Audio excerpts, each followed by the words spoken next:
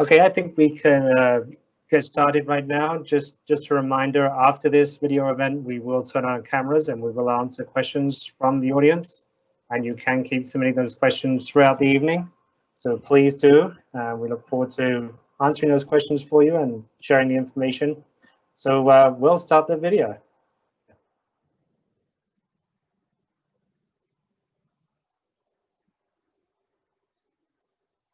Good evening, and thank you for your interest in the Route 44 Transit Plus Multimodal Corridor project. My name is Aurora, and I'm the outreach team lead for this project from the Seattle Department of Transportation. During this online presentation, we'll provide you with information about the project background, goals, timeline, the improvement concepts we are considering, and let you know how you can provide feedback and stay involved. After a short presentation, we will answer the questions you have submitted through the Q&A function that you will find on the top right-hand side of your screen.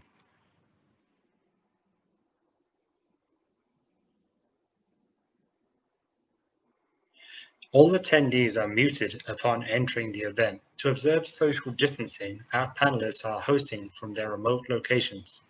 You will be able to submit questions throughout this presentation using the Q&A function. Please submit questions in full sentences to help us when reading these questions aloud. Questions will be moderated and our presenters will respond to as many as possible during the panel section. If we do not have enough time to address all the points raised here, we will note these and add them to a document that compiles all the questions along with the answers. This document will be added to the project webpage. The chat function is also disabled during this presentation. We are recording this presentation so it can be housed online for those who could not attend. This will also be posted onto the project webpage. Our panelists here include Janet Mayer, the Seattle Department of Transportation Project Manager, Kaylin Beatty, the Seattle Department of Transportation Project Developer, Virginia Nadimi, King County Metro Transportation Planner, Andrew Nasel, Seattle Department of Transportation Engineer, and myself, Darryl Beaumont, the Communication and Outreach Lead from the Seattle Department of Transportation. The Seattle Department of Transportation is partnering with King County Metro to improve transit reliability, reduce transit travel times, and enhance pedestrian safety and access along the Route 44 corridor. Route 44 is one of Seattle's highest ridership bus routes, serving more than 9,300 riders daily through Ballard, Wallingford, Phinney Ridge, and the University District.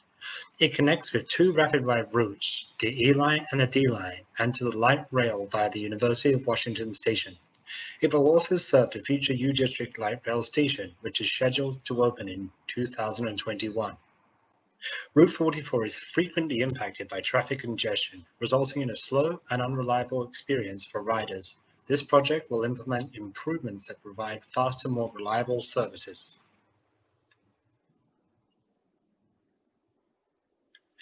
With this project, we aim to make bus trips faster and more reliable, make it safer and easier to get to and onto the bus, advance program objectives in a way that responds to community needs and priorities, and fulfill the Levy to Move Seattle commitments.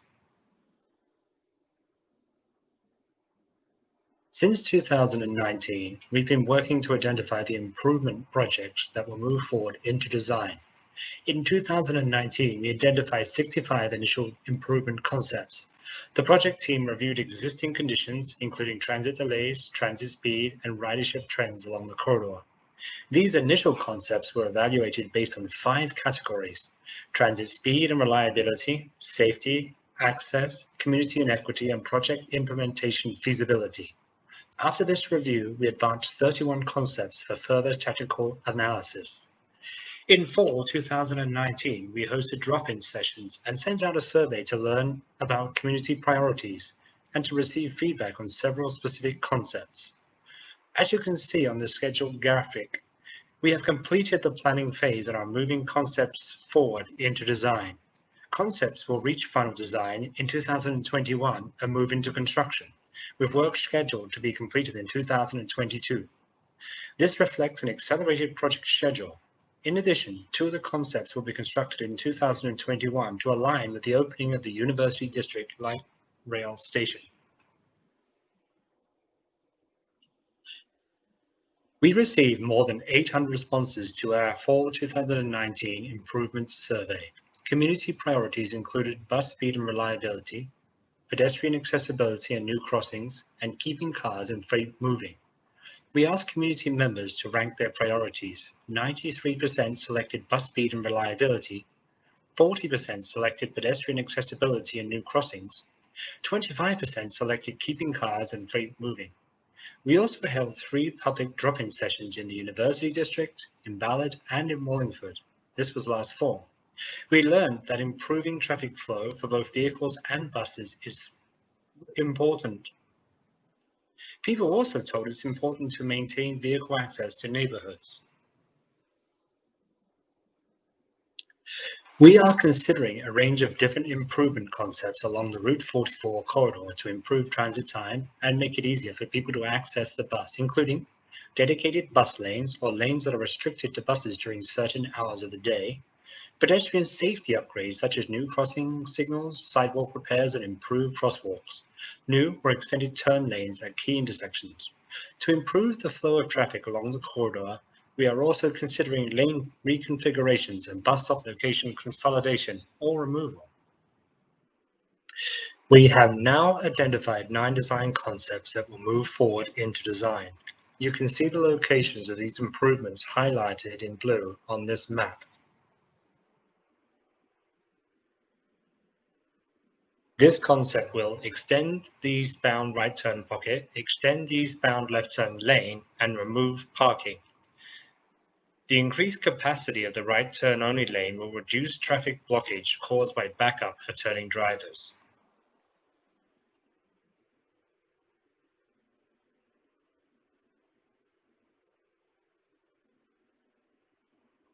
This concept will extend the westbound double left turn lane, restrict the westbound left turn from the grocery store driveway, and add left turn traffic signals on the Northwest Market Street at 14th Avenue Northwest. The extended left turn only lanes will allow more cars to line up at red lights. Through traffic will flow more smoothly due to fewer blockages from left turning traffic.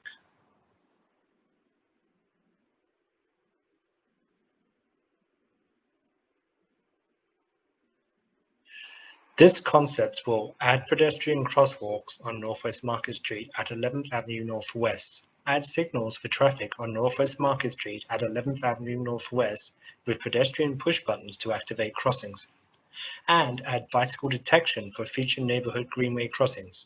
This design will improve safety for people walking and riding bikes who cross Northwest Market Street.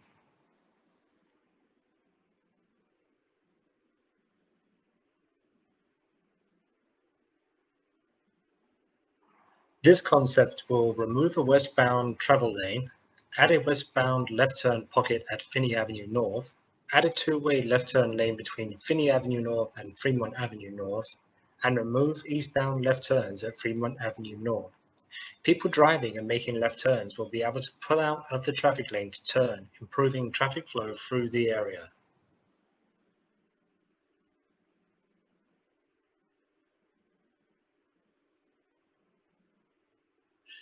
This concept will add a westbound left turn pocket at Fremont Avenue North, relocate the eastbound bus stop near Green Lake Way North closer to Aurora Avenue North, remove the westbound right turn access to Linden Avenue North, add a stop sign westbound on North 46th Street near Linden Avenue North, relocate the traffic signal, change the westbound access to Aurora Avenue North on-ramp before North Finney Way, possibly remove the eastbound bus stop at Fremont Avenue North, modify the ramp access to Aurora Avenue North, and add a pedestrian crosswalk at Linden Avenue North.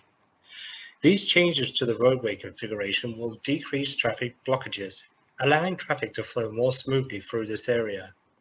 This will simultaneously allow eastbound and westbound traffic flow at the Fremont Avenue North and North 46th Street signal. The relocated bus stop will improve transit access at this intersection.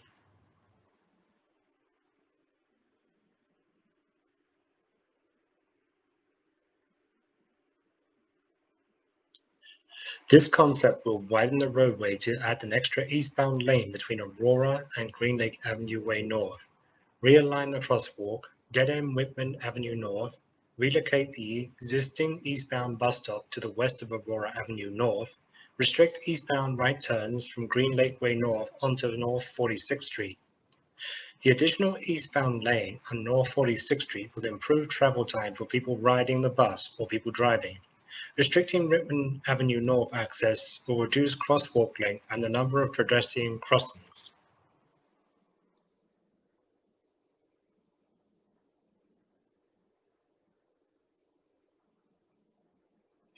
This concept will install an eastbound bus-only lane between 9th Avenue Northeast and 15th Avenue Northeast, remove one eastbound general-purpose lane, extend the westbound left turn pocket for Roosevelt Way Northeast, farther east. This concept will allow buses to travel more quickly and reliably through one of the most congested areas of Northeast 45th Street. The eastbound bus-only lane will be constructed in 2021 to align with the opening at the University District Link Light Rail Station.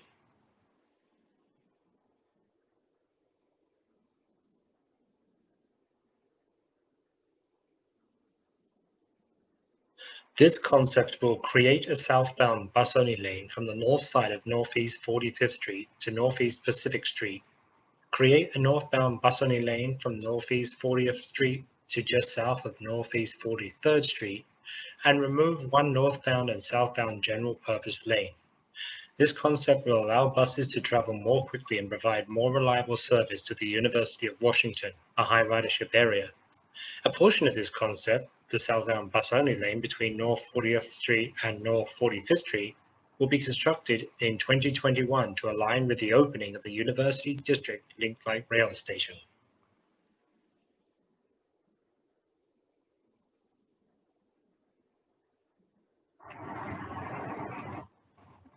This concept will add a bus and transit lane southbound through the intersection at Northeast Pacific Street, reduce 15th Avenue Northeast northbound from 2 lanes to 1 lane north of Northeast Pacific Street, and extend the bus and transit lane through the intersection of 15th Avenue Northeast to accommodate bus layovers. Southbound buses will have a dedicated left turn lane on Northeast Pacific Street, which will allow them to travel through the intersection more quickly and reliably. Please note, the southbound through buses on 15th Avenue Northeast are other bus routes, not Route 44.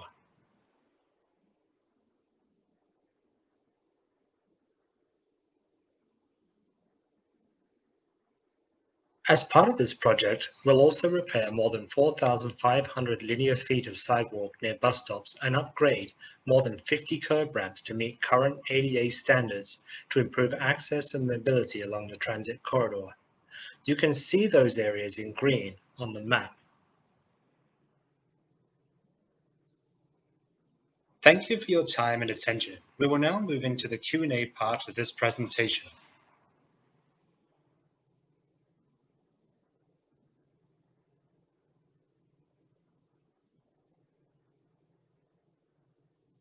Thank you, everyone, for following our presentation.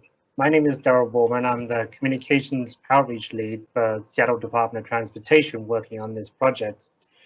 We're going to transition now into our questions and answers part of this presentation. We have been collecting your questions, and our experts will be turning on their cameras shortly to answer your questions.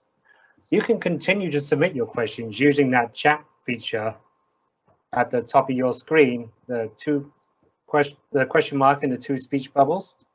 We'll try to get to all of your questions. If we do not, we'll add the rest of them to our website tomorrow. I'm going to hand over the reins now to Annika Olson, who's been collecting your question. She will pose the questions to our panelists. So Annika, can you take it from here? Sure. So looks like the first question that we have is for Janet. And the question is, how did the project team select the improvement concepts that are moving forward into design? Good evening. I'm Janet Mayer. I'm the SDOT project manager for this project. So initially, the project's design consultants studied the entire Route 44 corridor and identified where the problem areas are located. and they prepared a speed and reliability needs report. So this allowed the project team to focus on the areas where there is the most delay and congestion. The preliminary concepts were identified to improve the speed and reliability of transit traveling through these areas. Then the project team analyzed and scored all of the preliminary concepts using a matrix based on several criteria, including transit performance, safety, accessibility, community support and equity, and feasibility. Concepts with the highest overall scores, which also provide a transit benefit, were selected to move into the next phase of design. And we did include the public input into this process. The public input we received in the fall 2019 drop-in sessions was used in the scoring of the matrix and developing the scores for the matrix. Thanks, Janet. The next question is for Kaylin. And the question is, why are there fewer concepts than what I saw at a drop-in session last fall? Yeah, hi everyone. I'm Kaylin Beatty with SDOT's Project Development Division, and I have been the planning lead for this project. So I'll back up a little bit and talk about the concept development and refinement process we've used and building off the question that Janet was able to answer about our framework for selecting those project concepts. So first we cast a wide net and generated as many ideas as we could that we felt met the project objectives, which are namely to improve transit speed and reliability and access to transit. And then through that process and working with a consultant, we came up with over 60 ideas.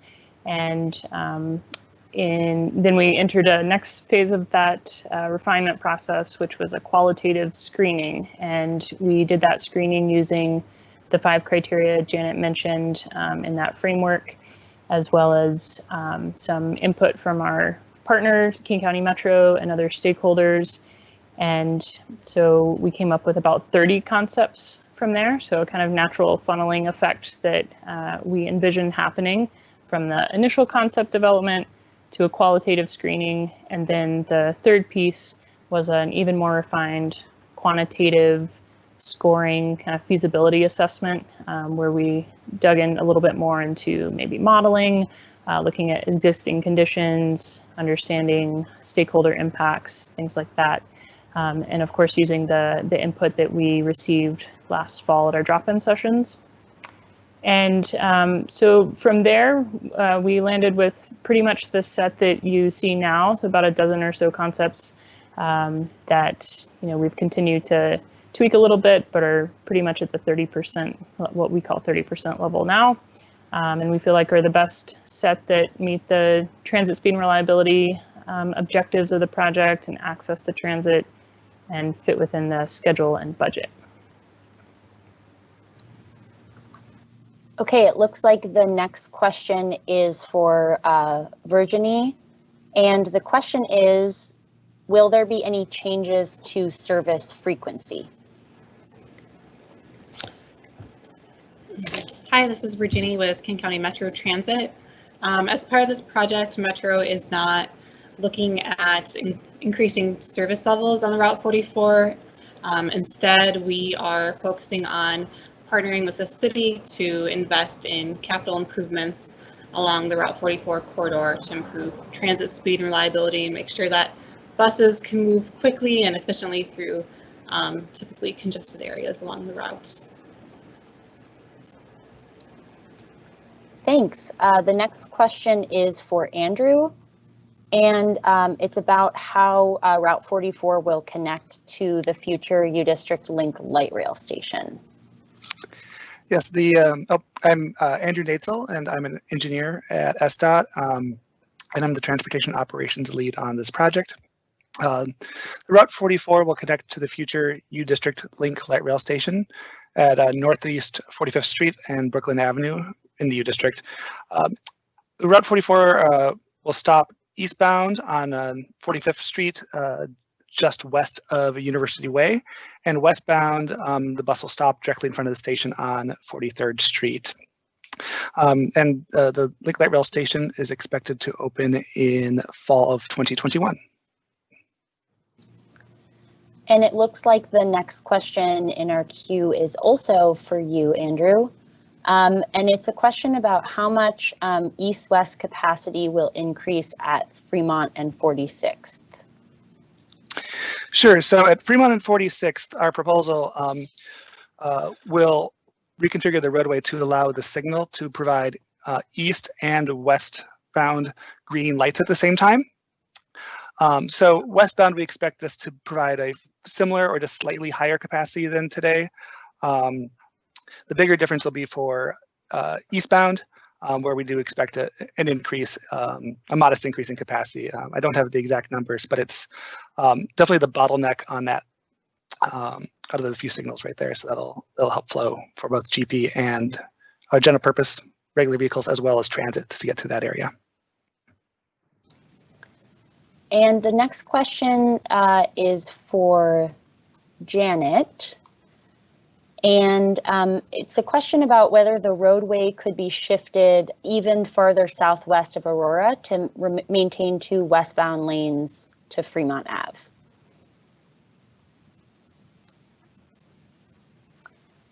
Hi, yes, and if anyone else wants to jump in on this one too, feel free. I think we are limited by our right-of-way to the west there, so I don't believe we can extend that lane extension, lane widening any farther to the west. It looks like Andrew might want to jump in. Sure. And so besides the limited right-of-way there and our desire to avoid much for widening, what we saw in our, there were 2 things that we wanted to do. One is keep allowing the westbound left turns, because that's a heavily used movement. And so providing that left turn pocket was important. And then what we were seeing through the speed and reliability analysis in existing conditions is that we saw a lot of congestion eastbound approaching Aurora, particularly in the mornings.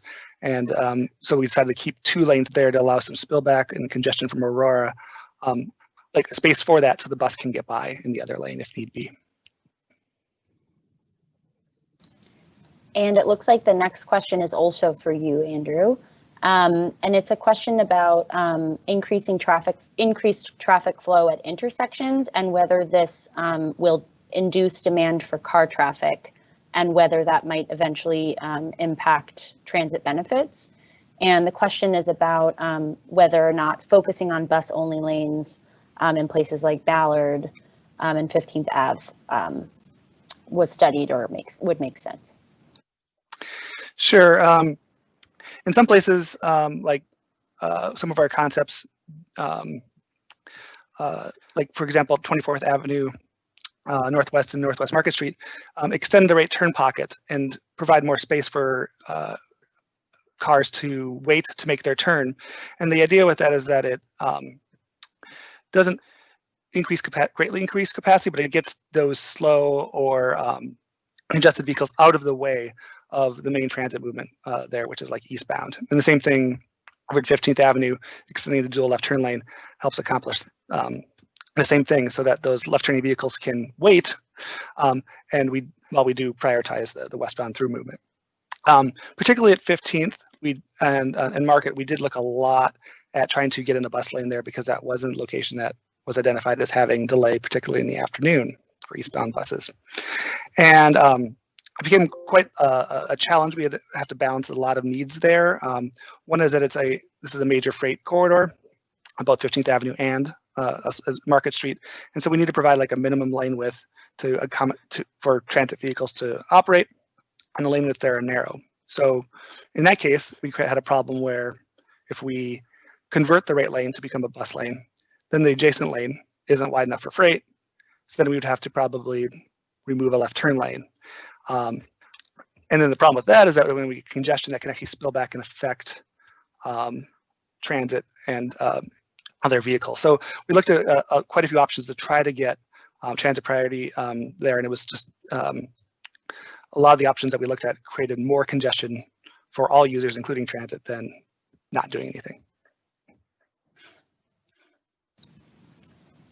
Thanks, Andrew. And then there's another question that I think you could answer, and somebody else may want to jump in as well, which is about transit signal priority at green lights. So whether there will be queue jumps. Yeah, so right now the Route 44 has transit signal priority at a handful of intersections in the corridor. And what transit signal priority does is that if a bus is approaching, it can extend the green light for a few seconds longer than normal to help the bus get through and not have to wait through the whole cycle. With this project, we're planning on goals to upgrade the existing signals as well as expand the number of signals that have that treatment. So yes, that's definitely a key part of this project. And we do have a follow-up question about the east-west capacity question, and I think, again, this is one that you might want to take a crack at, Andrew. Just a follow-up question about westbound capacity in the afternoon, and whether a southbound left-hand turn might need to be added. Again, that's at the Fremont and 46th intersection. Sure. That's a good question. We didn't necessarily look at rechannelizing northbound or southbound Fremont Avenue North, but that's something that I can go back and double check to look at performance of how traffic flows there.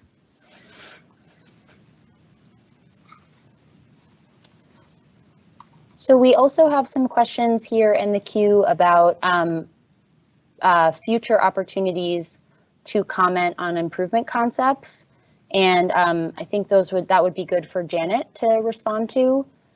So the question is, will there be future opportunities to comment on some of these concepts, and then what the best way is to stay updated? Sure. Well, currently we do have a survey that's out, and if you haven't yet filled that out, please do. It's on our project website. You can access that at www.seattle.gov/transportation/Route 44. Also there, you can sign up for email updates, and we'll keep in touch with you about any future outreach opportunities.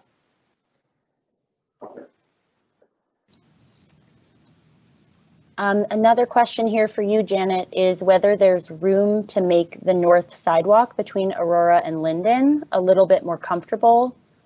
And somebody's noting that it's a narrow sidewalk that has some poles in the middle.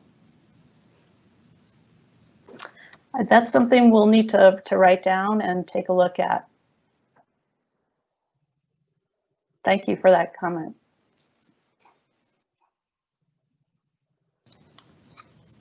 Great. So it looks like we have a few more questions here in the queue. There's a question here about the sidewalk. There's a suggestion here about the this looks like it's a follow-up on another question that was already posed, so we'll plan to circle back to that after we filter down a little bit more some of these other questions that are coming in. The next question we have is for Andrew, and it's a question about whether the project team considered making improvements to address congestion at the I-5 interchange with 45th Street. Sure. We had a handful of concepts that looked at reconfiguring Northeast 45th Street at I-5, and during the technical analysis, they generally, if they reconfigured 45th Street itself, generally had impacts to transit as well as potentially significant impacts to the off-ramps affecting I-5 there. That was an issue. And when we look, one of the options was actually putting in HOV restrictions on the ramps to reduce the number of vehicles going to 45th Street, which did help 45th Street, but the remaining vehicles and demand into the U District and Wallingford, much of it shifted up to 50th Street, which also is near capacity and was just too much for that area to handle. And again, we're dealing with concerns about congestion spilling back far into the neighborhoods, which we're trying to avoid, and then also making sure that our congestion doesn't spill back onto the freeway from the signals. That can create its own challenges there too that we're trying to avoid. Thanks, Andrew. The next question is for Kaylin, and the question is about how the project has been funded. Yeah, I will take a stab, and then if Janet has any updates, she can jump in here. So the project is primarily funded through our local 9-year levy to move Seattle. That's a SDOT levy. And we have partnership with King County Metro as well for some early implementation concepts. And we have received a state regional mobility grant. Thanks, Kaylin. The next question is for Janet, and it's about construction, when construction will begin, and how long that's anticipated to take. Sure. So right now the project just passed 30% design, and we're moving on to 60% design. That's scheduled to be complete in November of this year. The project should be fully designed in spring of 2021, and will go to add in late June or July of 2021. And then project construction will begin most likely in October or November of next year, 2021. With construction lasting through about July of 2022. So we're expecting to be complete by mid 2022.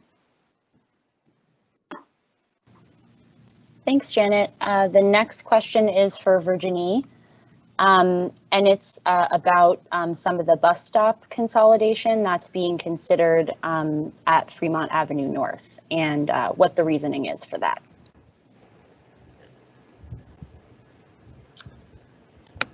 Yes, so we looked at the bus stop spacing along the entire corridor, and we're looking at opportunities to optimize the stop spacing to help improve transit speed and reliability, but also to achieve Metro's preferred stop spacing as an agency.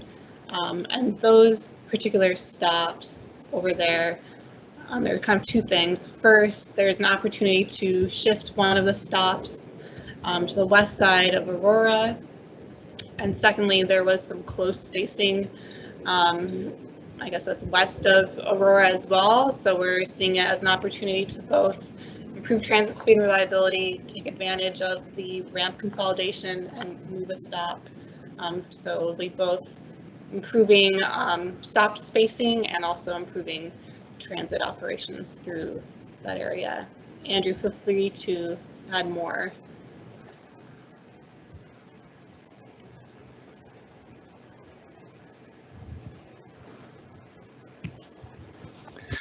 Sure. I'll just note, like, when bus stops are directly in front of a signal, like they are right now, like eastbound at Green Lake Way.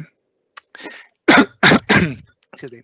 That means if there's a few cars there waiting at a red light, the light has to turn green, the bus pulls into the stop, then it can pick up and drop off passengers, and then during that time it might miss the light. By having this, like moving that stop a little bit farther west of Aurora, allows the bus to not be dependent upon congestion right in front of a signal to be able to serve the stop, and it's more efficient for transit operations. And the next question here is also for you, Andrew, and it's about whether improvement concepts in Wallingford were considered.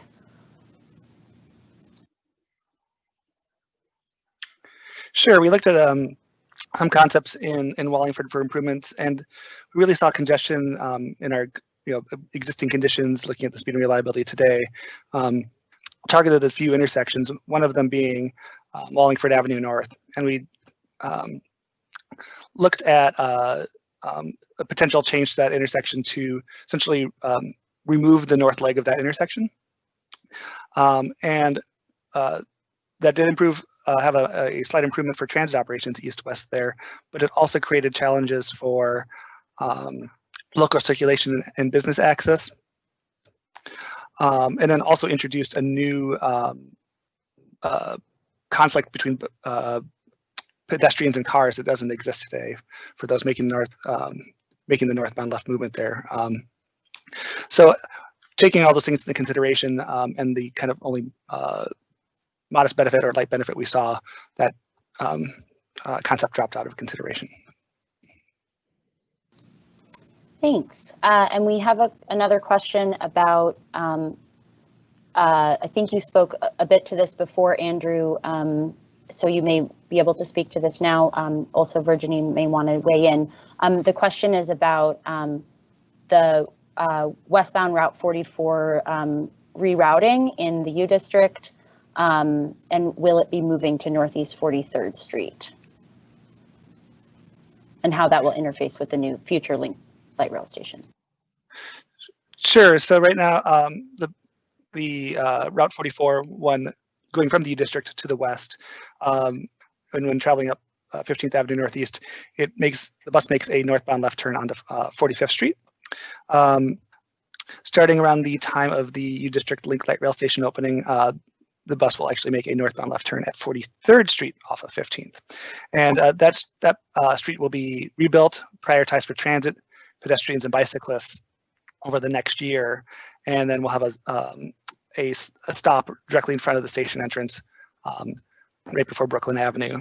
And then the bus will travel farther on 43rd to 12th, and then from 12th to 45th. And the idea is that both eastbound and westbound passengers will be able to get on and off the Route 44 and transfer to Link Light Rail without having to even cross the street. Thanks, Andrew.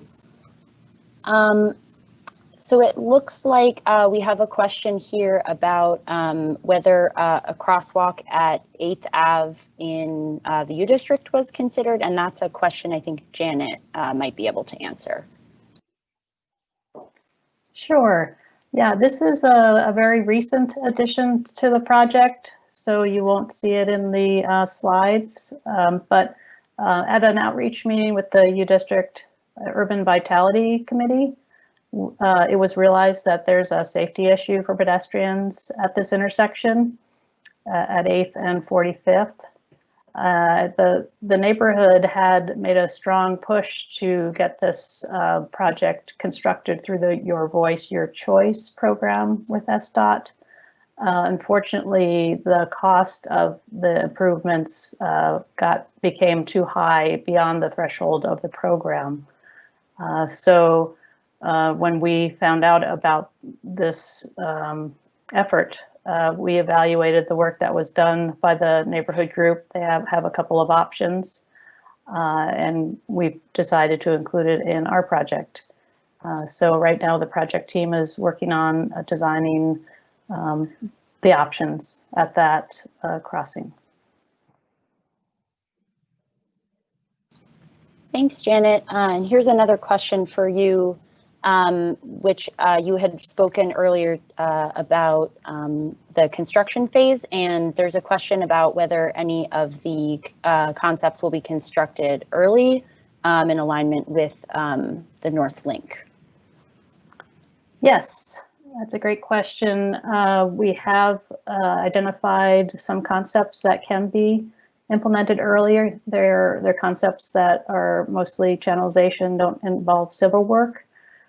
So the first one is the eastbound bat lanes on Northeast 45th Street, and also the southbound bat lanes on 15th Avenue Northeast, just from Northeast 45th to Northeast 40th.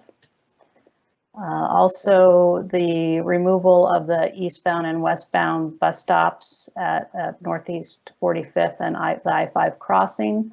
That work will be done by Metro in conjunction with the North Link restructure. And also the signal modifications at Northwest Market and 22nd are going to be done by SDOT crews ahead of time.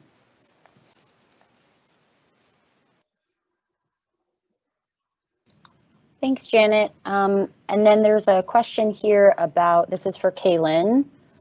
And it's a question about also I-5, any other planned improvements for the I-5 area for bike and ped. Sure. Yeah, we looked at, as part of our Route 44 concept development project, we did look at a bike and pedestrian improvement, which would have essentially, as Andrew alluded to earlier, remove access onto I-5 from 45th in order to provide space, in this case on the south side of the overpass. And you may have seen those the concept drawing in earlier versions. We took that one through our quantitative screen and operational feasibility, and because of the impact onto I-5 queuing and as well as the neighborhood and kind of local streets, we didn't feel like it provided overall transportation network benefit or transit benefit.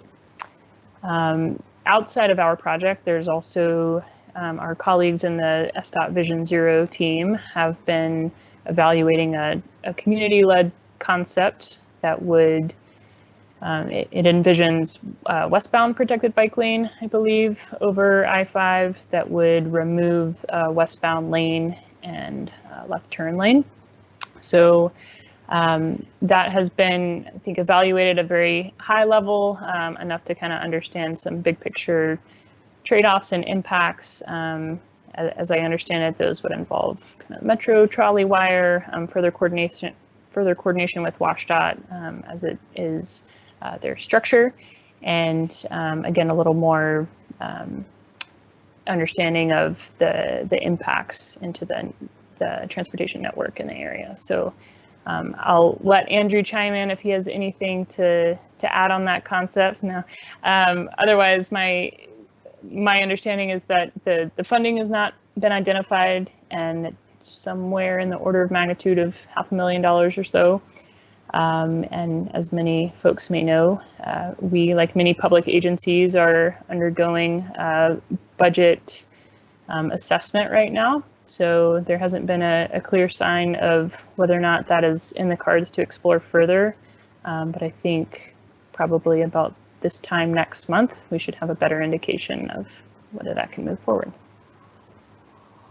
And we can post some more information on our website about how to get info about that concept. Thanks, Kaylin. The next question is for Janet. And it's a question about some improvements, some spot improvements that took place in Wallingford in the last, finished up in the last couple of weeks at Stoneway and 45th, and whether that was part of this project or related to the Route 44. Yes, that work was funded by the Route 44 project, and will provide some nice transit speed and reliability improvements on the Route 44 corridor. It's a project right at North Midvale Place and 45th. It extended the BAT lane on westbound North Midvale Place to the east to Stoneway.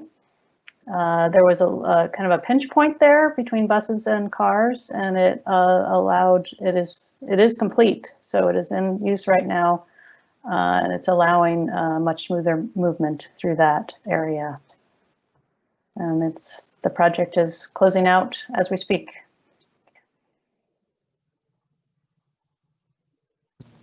Thanks, Janet. It looks like we are reaching the end of the questions that folks have posed. Are there any additional comments that panelists want to add, or questions that you think we should have asked? All right, looks like I should hand it over to Daryl to wrap us up. Thank you, Erica, and thank you everyone for joining us here tonight and for your questions. We realize your time is important, and we as a team hope we provided some clarity and answered all of your questions here tonight. We hope that you have an opportunity to complete a survey online. You can do that by visiting our website, which Janet provided earlier, but if you search for Route 44 TPMC And SDOT, you'll find it in Google, and you can click on that and take our survey. It's open until September 18th. If you'd also like to receive further updates about this project, you can do that also by visiting that same webpage and clicking on the blue button there that says subscribe to our emails. As with all SDOT and Metro projects, this conversation doesn't end here. It kind of continues. And we'll continue to reach out as this project evolves and moves towards construction. We'll continue to provide information through email and by having other drop-in sessions if they are needed. We did record this meeting tonight, and we will post it live first thing in the morning. So you can take that link and share it with neighbors and colleagues and anyone you think would like to see this. And then they can continue to submit their questions to us and to the project team by visiting our website. So once again, I want to thank everyone for joining us. I do see, is there another question I see there coming up, Annika? I don't think so. I think we've addressed that. Thanks. Okay. So with that, we're going to end this presentation. And again, I want to thank everyone, and I especially thank my colleagues for being here tonight and spending their time. I know it's a warm, sunny evening, but it's also very smoky. So we hope everyone is well, and thank you again for attending tonight.